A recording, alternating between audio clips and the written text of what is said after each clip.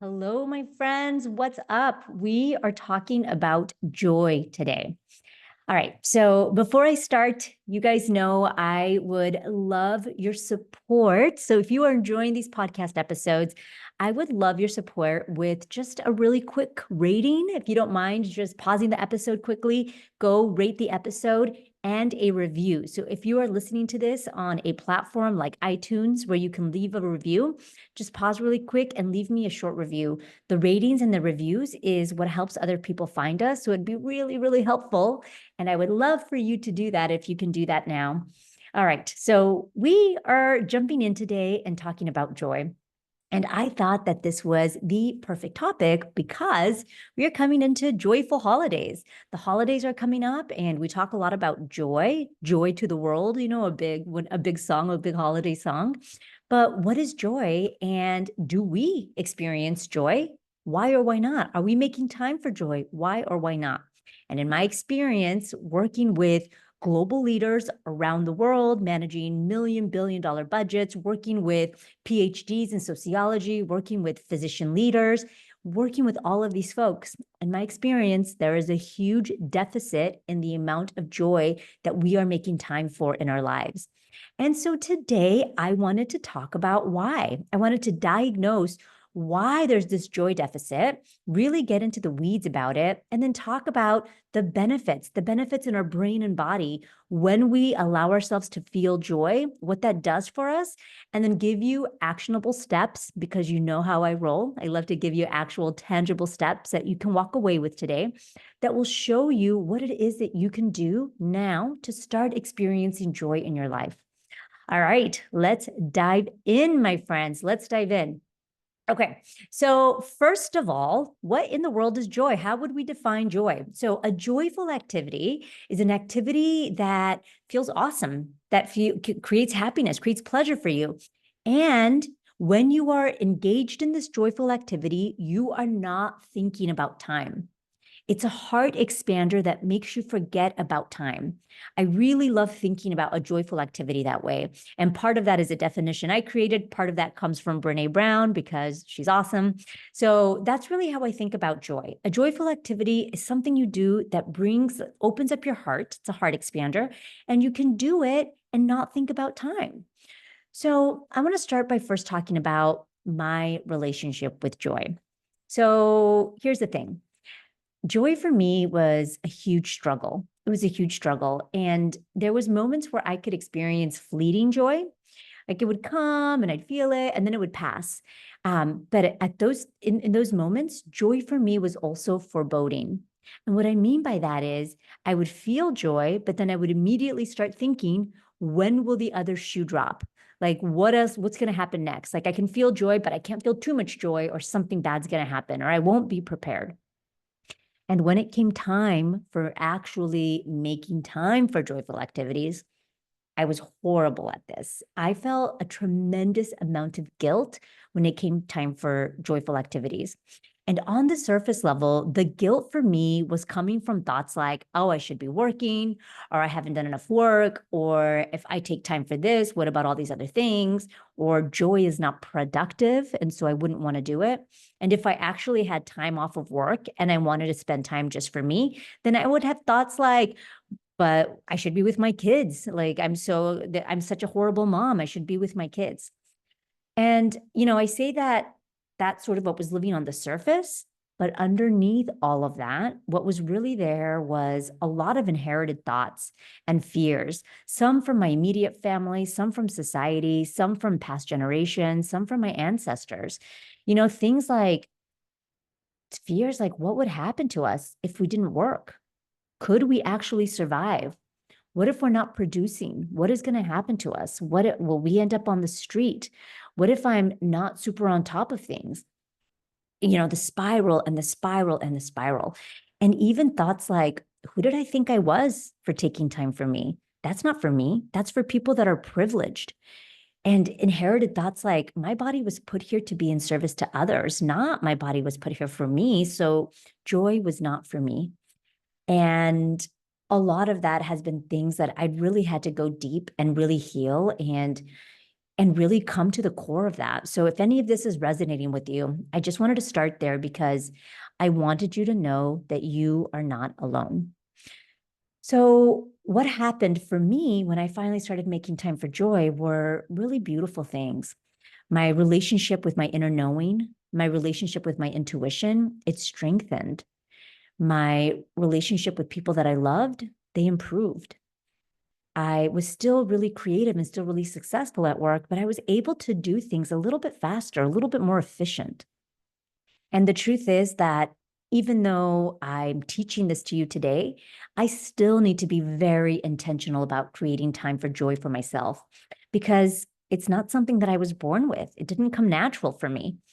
And we're gonna talk about why in a bit, in more detail, but, I know I'm not alone because again, I've coached hundreds of people on this. And in my experience, the more achievement oriented the person is, the further they are from making time for joy. And then, of course, through life and societal expectations, this is especially true for you. And it's probably harder for you if you are a young parent, if you are a person of color, or if you are a woman. So let's jump in. And what I want to do is talk about first the science of what happens to our brains, our bodies when we experience joy. And then I want to talk about the most common reasons why we neglect joy. And then we're going to dive in and give you some solutions, how you can start incorporating more joy into your life now. But first, let's make you a believer. Let's make you really believe that joy is for you. All right, so let's talk about the science of joyful activities. So we're going to talk about what happens to the brain on joy. So when we engage in joyful activities, it's going to stimulate feel-good hormones and neurotransmitters. Okay, that's kind of obvious, right? It's going to secrete dopamine, it's going to secrete serotonin. That stuff feels really good to us. And there was a study that was published in 2014 that shows that when those neurohormones, those hormones and those neurotransmitters are secreted, those positive emotions that feel so good to us, it actually enhances the connection. So it makes it stronger in what's called the default mode network. So the default mode network is what governs our creativity and our problem solving. So it's awesome. This is why when you are feeling stuck or you're having a tough time coming up with an innovative solution, a really good thing is to stop looking at the problem and take a break. Take a break with your team, take a break by yourself, and go do something that's creative or fun, like go dance or go play with Play-Doh or draw, something that takes your mind off of that completely. Because when you do that, start secreting all those good hormones, and now you're able to come back and be a better problem solver. All right, let's talk about some more of the benefits of joyful activities. So there's some really fantastic mental health benefits. Of course, this is going to be a little bit obvious, but this is important for you if you generally tend to lean towards being an anxious person. If you lean towards anxiety or you tilt a little towards being always like hyperproductive, I always have to be working, that again is probably a little anxiety underneath that. Activities, like playing music. My husband's a musician, so I wanted to throw that activity in case you're listening, or gardening or any activity where you are actually just calming down your nervous system and being with yourself. Those activities reduce symptoms of anxiety and depression. And the thing is this, that there's studies that have been found that show that when you regularly engage in these types of activities, it leads to lower markers of anxiety and higher levels of fulfillment and satisfaction. So joyful activities is like a natural antidepressant. It's like a natural anti-anxiety medication, which is awesome. It also happens to be cardioprotective, which means it protects your heart. And that's simply because, the hormones release the neurotransmitters, the hormones that are secreted protect your heart. They are vasodilators sometimes, which means it brings more blood nutrients to the heart. And because when you are experiencing joy, it's reducing the stress hormones. And those are the types of things that can be disruptive to our heart and can lead to really bad outcomes like heart attacks and such. All right. So here's one more. And this one I wasn't going to include, but I thought I'd include it anyway. So I didn't want to include it because I didn't want this to be one of the reasons why you decided to jump into joy. But when you start really focusing on joy, it boosts your productivity. So for all of those out there that are the hyperactive, hypervigilant, hyperproductive folks, joy, contrary to popular belief, like taking time for joy enhances your focus and it makes you more efficient at work. In fact, there was a study from Stanford that was published that showed that your creativity improves by over 60% when you incorporate small breaks that are joyful into your daily routines. Pleasurable break. So I do dance breaks occasionally. I'll just turn on my music, move my body a little bit, but whatever it is. And sometimes one of the things I love to do that brings me a tremendous amount of joy is get lost in a book. So sometimes if I have a 30-minute break in between meetings, instead of trying to be hyper productive those 30 minutes, I'll take a 15-minute break and just read a few pages of a really good book and sip on my tea. And that really brings me a lot of joy. Okay, so there's your brain on joy, the science of the activities, okay, of what happens to your brain and your body on joy. Now let's talk about why most adults neglect joy. So I'm going to go through some of the most common reasons. And as you're listening to this, I'm going to ask you or invite you to really sit with and identify which one of these is me. You might have more than one. So which one of these is me? So I'm going to tell you right now that the number one reason is guilt. And that's not going to be surprising. It's guilt, it's overwhelm, it's a sense of anxiety, and it's the story of time. I don't have time. So what do we mean by guilt? Simple. Like you're going to feel guilty or you feel selfish when it comes to taking any time for yourself. And this is backed by research, which we probably don't need research for this, but it's pretty obvious to say. But research shows us that when people take time for themselves, especially women who are also working and also have caregiving roles, when they take time for themselves, they feel incredibly selfish and guilty, and it holds them back. And it's not just women, by the way, but in this study that was published in 2018, this was particularly true for women. Okay, so guilt, of course. And kind of like my example in the beginning, I was sharing all the guilt that came up for me. Like, this wasn't for me. Am I actually worthy enough? Am I privileged enough for guilt? Or for joy? All those types of things create feelings of guilt when it comes to taking time for joy. So guilt is a really big one. Now, the second is this story of time scarcity, telling ourselves we don't have time. So this could be because we are overcommitted. We just put a ton of stuff on our calendar, on our schedule. We say yes to a bunch of things.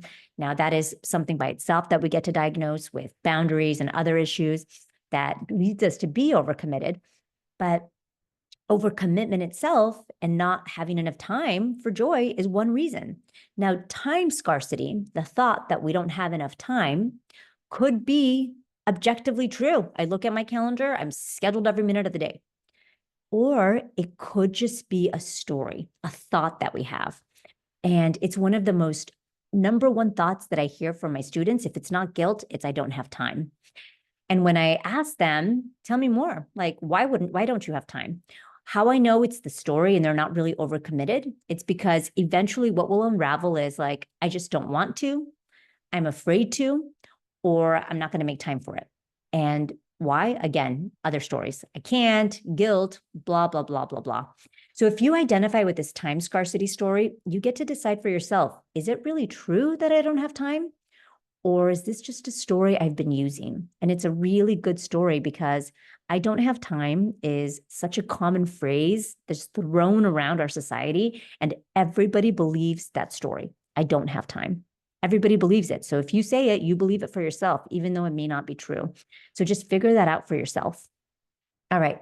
The next one, of course, societal conditioning, cultural conditioning. We all know this. But it's kind of funny, right? Because in our society that is like so focused on productivity, we see joy as kind of like a sideline thing that's unproductive, even though we know that there's studies to show that spending time for joyful activities is going to actually make you more productive. And there was another research study that showed that when in this culture where we're always on, it really discourages leisure, even though it boosts long-term productivity. And I think that's something really important to think about because some of you work in organizations where that might not be the culture of the organization. It might not be that you have to always be productive, but you might have a story inside of yourself. And this I've identified in so many of my clients and my students that no one's told them that they always have to be working or that they always have to respond to emails every 2 seconds. but they feel incredibly guilty or like they're not doing a good enough job if they don't do that. And that blocks them from making time for joy for themselves. And then lastly, fear of being bad at something. So, especially if you're a perfectionist or you're someone that really hates to fail, most adults, when they get to a certain age, they hate failing so much that they're not going to start something new because they're afraid they're not going to be good enough for it. So, including any joyful activity. All right. So we listed a bunch. We listed guilt. We talked about time, either being overcommitted or having that time scarcity story. I don't have time. Cultural conditioning piece, like I just think I have to. I just think I always have to be on, or a fear of being bad. So just check in with yourself. Which one of these do you identify with? All right. Let's talk about how you can start right now, today, after this podcast episode, reclaiming time for joy. So, the first thing I'm going to invite all of you to do is to get really clear on your stories around joy. What is your mindset around joy? I think it's always important to start there because you got to identify what are my thoughts and what are my feelings. Always start with that because that is going to open up so much for you. And when you see that, you get to start reframing your mindset around joy. And if you have to in the beginning, when you're reframing your mindset, you might want to view joy or tell yourself joy is actually an investment. It's not something I'm just doing. It's actually an investment for myself, for my heart, for my body, for my work. It's not a diversion. If you have to start there, start there. And hopefully someday you will be able to get to a place where you no longer need to call joy an investment. You can just choose that you make time for joy because you feel like it, because you want to. That's a really powerful place to be, where you've given yourself permission to tell yourself you do the things you do because you just feel like it, because you want to, because it feels good to you. All right. So once you've decided that you are going to invest in joy or make time for joy because you feel like it, the next thing I'm going to invite you to do is schedule it. Put it on your calendar like work. I was coaching this really successful physician leader who's a CEO of a big hospital system. And he said to me, "You mean really put it in my calendar?" I was like, "Yo, look at your calendar. What else is there? Do you do the things that are there?" He's like, "Yeah, of course. I go to all my meetings. I do this, I do that."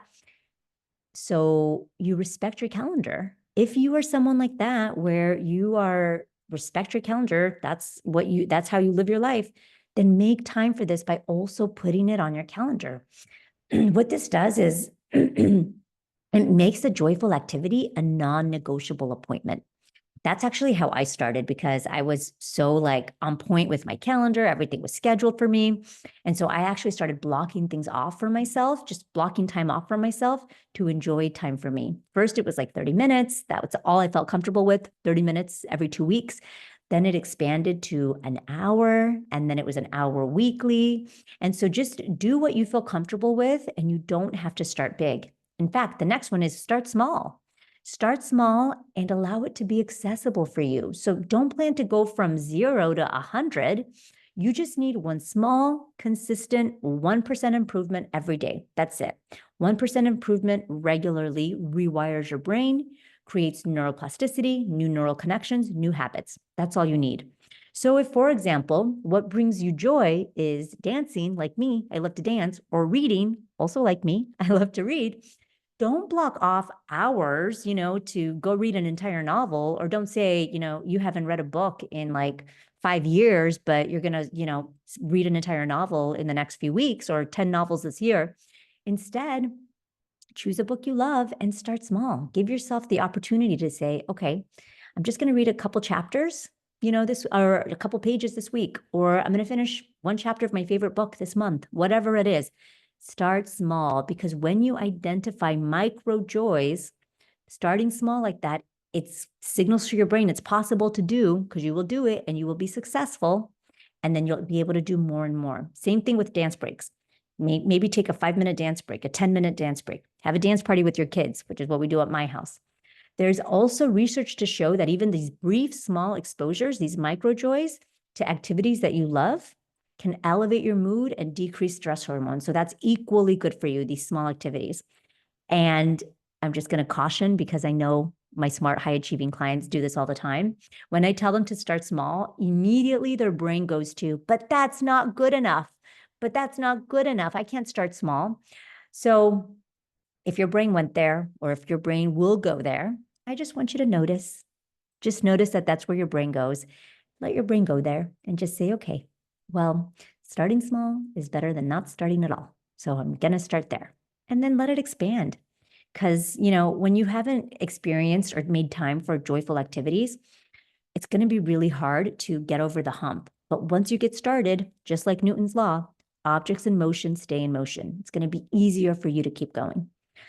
All right. And next, I want you to really think about social connections, because joy grows when it is shared in community, when it is shared with people.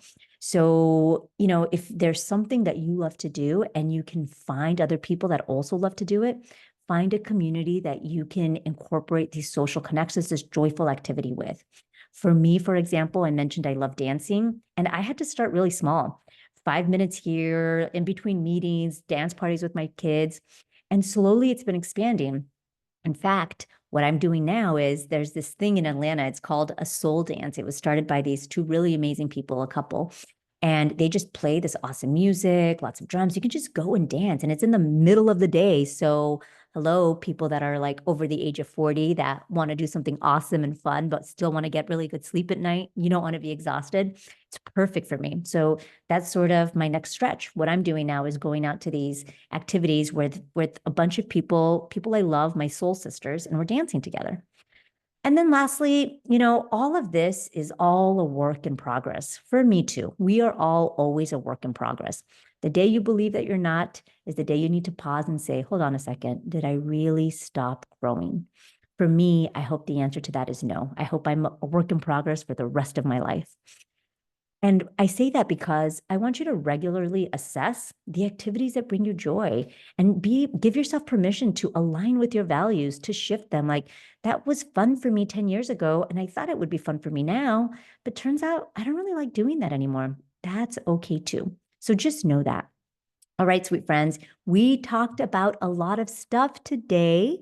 So I hope you are able to take this, what I just shared with you, and really take some time to do what it is you do or you need to do to bring yourself joy. There's this quote by George Bernard Shaw that goes, "We don't stop playing because we grow old. We grow old because we stop playing." So stay young in heart, stay young in spirit, stay young in mind by continuing to invite joyful activities into your life. All right, sweet friends, until next week, adios.